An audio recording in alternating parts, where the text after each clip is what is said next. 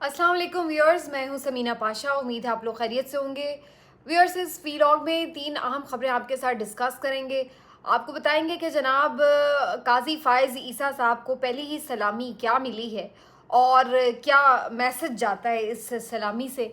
काजी फ़ायज़ ईसा साहब ने जो पहला फ़ैसला लिया है वो क्या है और उसमें क्या है, इमरान खान साहब के केसेस के हवाले से क्या सूरत हाल होगी और इस्टेब्लिशमेंट और एंटी इस्टेब्लिशमेंट सियासत जो है उसका फ्यूचर क्या है और इस वक्त उसके तनाजुर में इस्टेब्लिशमेंट कहाँ खड़ी है और वो सियासतदान जो हमेशा इस्टेब्लिशमेंट के साथ ही हुआ करते थे वो इस वक्त क्या सोच रहे हैं और क्यों इस्टेब्लिशमेंट से दूर होते नज़र आ रहे हैं। तो ये सब कुछ है जी इस वीलॉग में। आपसे रिक्वेस्ट है कि अगर अभी तक चैनल को सब्सक्राइब नहीं किया तो सब्सक्राइब कर लें। पहले ज़रा मैं बात कर लूँ इस हवाले से कि क्या एक सलामी पेश की गई है नए चीफ जस्टिस साहब को। जिस रोज़ चीफ जस्टिस काजी फ़ायज़ ईसा साहब ने हलफ उठाया है उसी दिन चौधरी परवेज़ इलाही साहब की 13वीं मरतबा गिरफ्तारी अमल में आ चुकी है। 13वीं मरतबा यानी बार बार अदालतें उस शख्स को ज़मानत देती हैं, उसको रिहा करने का हुक्म देती हैं। बार बार अदालत के हुक्म को जूते की नोक पर रखा जाता है, बल्कि बूट की नोक पर रखा जाता है और उन्हें ये पैगाम दिया जाता है कि आपके किसी भी ऑर्डर की कोई हैसियत, कोई वक़्त नहीं है, होगा वही जो हम चाहेंगे। तो चूंकि परवेज़ इलाही बात नहीं मान रहा तो लिहाजा परवेज़ इलाही, चाहे वो 77 साल का बूढ़ा शख्स हो, चाहे वो बीमार हो, चाहे वो हमेशा हमारा वफादार रहा हो, चाहे उसने हमेशा हमारे एक इशारे के ऊपर अपने फैसले लिए हों, चाहे वो परवेज़ इलाही बेगुनाह भी हो, किसी मुकदमे में वहाँ पर मौजूद भी ना हो जहाँ पर जुर्म हुआ हो, लेकिन इसके बावजूद भी हम उसको गिरफ्तार करेंगे और बार बार करेंगे, 1000 बार करेंगे। तो 13वीं मरतबा चौधरी परवेज़ इलाही साहब को गिरफ्तार करके ये मैसेज दे दिया गया है चौधरी परवेज़ इलाही साहब को। अब तो मैं आपको ये भी मेरा ख्याल है बताते हुए कंफ्यूज हो जाती हूँ कि कौन से मुकदमे में बरीयत हुई थी या ज़मानत हुई थी और कौन से मुकदमे में अगले में गिरफ्तार कर लिया गया है। क्योंकि बगैर कोई वजह के, बगैर किसी नॉलेज में लाए, किसी तरह से भी कोई भी मुकदमा कहीं से भी यूँ खुम्बी की तरह फूट पड़ता है और पता चलता है जी कि फ़लाँ मुकदमे में ये मतलूब भी था शख्स और इसको गिरफ्तार भी कर लिया गया है आनन फानन। तो ये वाली सूरत हाल है। तो अब एंटी करप्शन ने गिरफ्तार किया हुआ है उन्हें। उससे पहले वो जो जुडिशल कॉम्प्लेक्स में हमला केस था उसमें उन्हें ज़मानत मिली थी, तो उसके बाद अब एंटी करप्शन पंजाब ने उन्हें गिरफ्तार कर लिया है और भी न जाने कौन से किसी कोई केस निकाल लेंगे ये कि पानी का बिल नहीं दिया, किसी की भैंस चोरी की है या किसी को गुस्से से देखा था तो उसकी बुनियाद के ऊपर तो कोई भी मुकदमा को फ़ोन चोरी का कुछ भी डाला जा सकता है। तो कहने का मकसद ये कि 13वीं मरतबा परवेज़ इलाही को गिरफ्तार कर लिया गया है। दूसरी तरफ जो एक और तोहफा काजी फ़ायज़ ईसा साहब को दिया गया वो ये कि शेख रशीद अहमद साहब को भी गिरफ्तार कर लिया गया है। शेख रशीद अहमद साहब को एक निजी हाउसिंग सोसाइटी से गिरफ्तार किया गया है। सिर्फ उन्हीं को नहीं, उनके स्टाफ को और उनके भतीजों को भी गिरफ्तार कर लिया गया है और उनकी भी गिरफ्तारी ये खुला पैगाम है कि जनाब शेख रशीद अहमद हों या परवेज़ इलाही या इस्टेब्लिशमेंट का हिमायत याफ्ता, इस्टेब्लिशमेंट के नाम की माला जपने वाला कोई भी सियासतदान, किसी के ऊपर रहम नहीं खाया जाएगा, किसी के साथ भी नरमी नहीं बरती जाएगी। ये खुला पैगाम मिल चुका है और ये तमाम बाकी भी सियासतदानों को मिल चुका है कि जो ये समझ रहे हैं कि जी हम कोई इनकलाबी हो जाएंगे या हम कभी अपनी मर्जी से भी फैसले कर सकते हैं, तो उन बेसिकली इन दो लोगों को क्यों इबरत का निशान बनाया जा रहा है। उन्हें ये बताया जा रहा है कि देखो आप लोग चाहे सारी ज़िंदगी हमारे शूज़ पॉलिश करो, लेकिन जब भी आप कभी सर उठाओगे तो फिर आपके साथ यही सलूक होगा, कोई नरमी नहीं बरती जाएगी। ये शेख रशीद अहमद साहब वो आदमी हैं जो कहते हैं कि GHQ मेरा हल्का है, जो कहते हैं गेट नंबर 4 जो है यहाँ पर तो मेरे दोस्त हैं सारे, और हमेशा वो फ़ौज के नाम की माला जपते नज़र आपको आते रहे हैं। उनका ऐसे वो नाम लेते हैं, उनके ओपिनियंस ऐसे देते हैं जैसे कोई तर्जुमान हो वो फ़ौज के, और सारी ज़िंदगी उन्होंने कभी फ़ौज के ख़िलाफ़ एक लफ्ज़ नहीं निकाला है। और ये वो बंदा परवेज़ इलाही जो कि सारी ज़िंदगी, यानी इनकी तो पार्टी जो क्यू लीग है वो तो बनाई ही फ़ौज ने थी और उससे पहले भी और उसके बाद भी सारी ज़िंदगी इन्होंने सिर्फ फ़ौज के ही इशारे के ऊपर सियासत की है और उसके बाद हमेशा पार्टीज़ में जाना आना, हुकूमतें बनाना गिराना, उसमें हमेशा ये उनके आलाकार रहे हैं। लेकिन आज अब ये सोचने की बात क्या है, इसमें सोचने की बात दो बातें हैं। पहली बात तो ये सोचने की बात है कि फौज इन दो इतने अपने फर्माबरदार सियासतदानों के साथ ऐसा क्यों कर रही है इस्टेब्लिशमेंट? और दूसरी बात यह है कि आखिर इनको क्या ऐसा हो गया है कि ये अपने आखिरी सियासी करियर में जाते जाते अपनी आखिरी ओवर में इनको क्या सूझी है कि ये जो सारी ज़िंदगी करते रहे वो नहीं कर रहे और एक मुख्तलिफ किस्म की सियासत कर रहे हैं। तो इसमें बड़ी बुनियादी सी बात है जिसको अगर आप लोग अंडरस्टैंड कर लें तो आपकी समझ में आ जाती है। जो इस्टेब्लिशमेंट वाली बात है वो तो मैंने जैसे आपको बताई कि वो तो बेसिकली एक लाउड एंड क्लियर बात है कि जी बात ना सिर्फ ये कि आपको बात माननी पड़ेगी बल्कि दूसरों को भी ये मिसाल बताना है कि जी कोई नरमी कोई मर्सी नहीं है, पहली बात।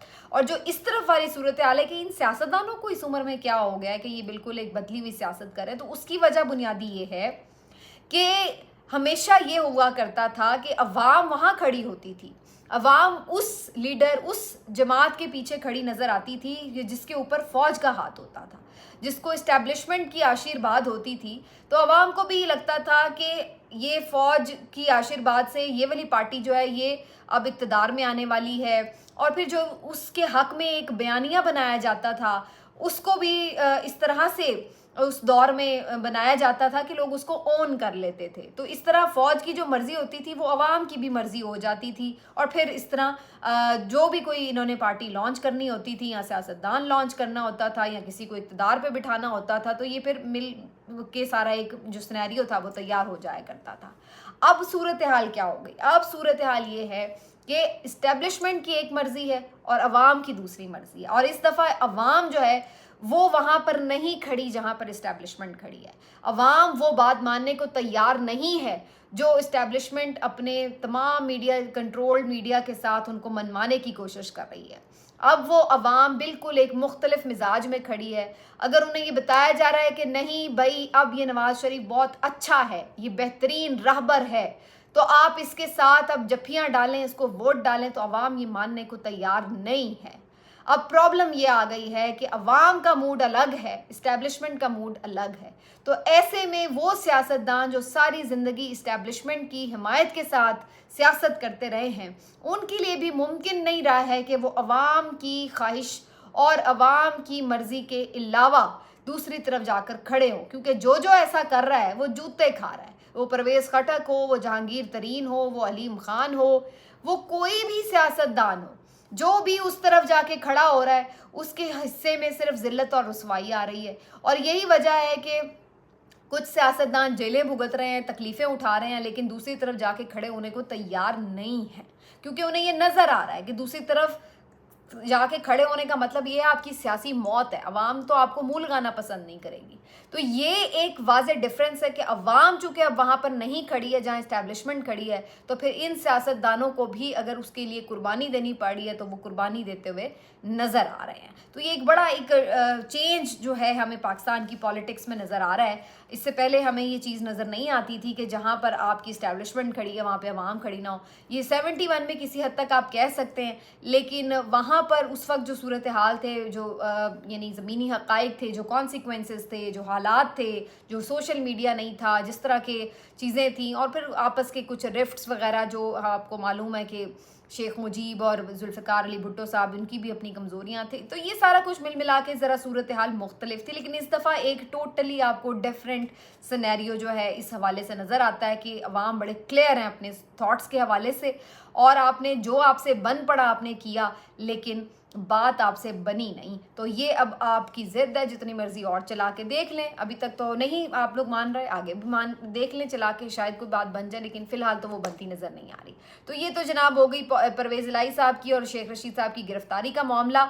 लेकिन अच्छा मज़े की बात है, शेख साहब की गिरफ्तारी भी 9 मई के वाक़यात में की है, यानी कि जी जहाँ पर आपके फ़ौजी तनसीबात पर हमले और जी इस तरह की चीज़ों पे।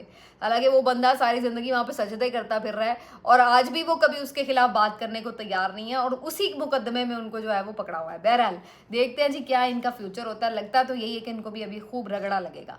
बाकी जो काजी फ़ायज़ ईसा साहब की मैंने बात की, तो उनको बेसिकली ये सारा कुछ आपको दिखा दिया गया है कि जी ये कंटिन्यूटी है, ये तसलसल है, ये चलेगा।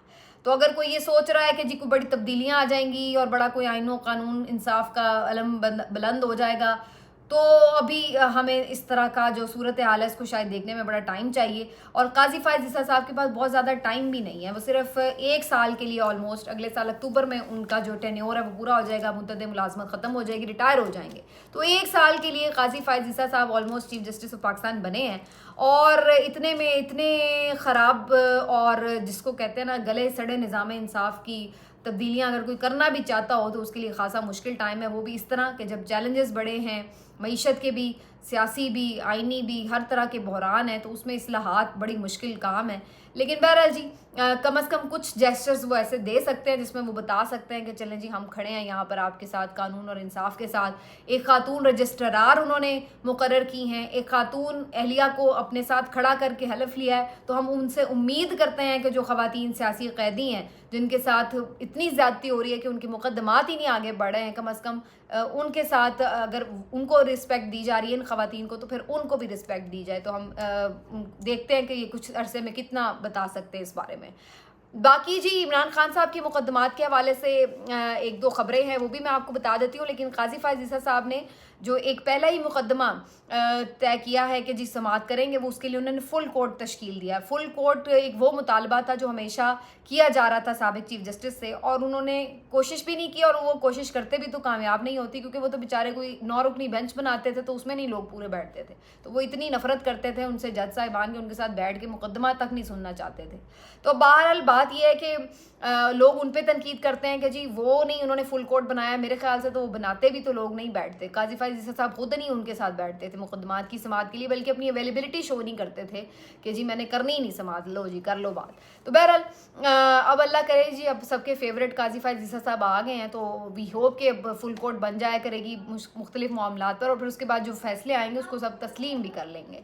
लेकिन इसमें अब एक चीज़ जो इमरान खान साहब के केसेस के हवाले से वो मैं आपको बता दूं कि खान साहब के जो साइफ़र केस में ज़मानत का मुकदमा है वो इस्लामाबाद हाई कोर्ट में उसकी आज सुनवाई होनी है।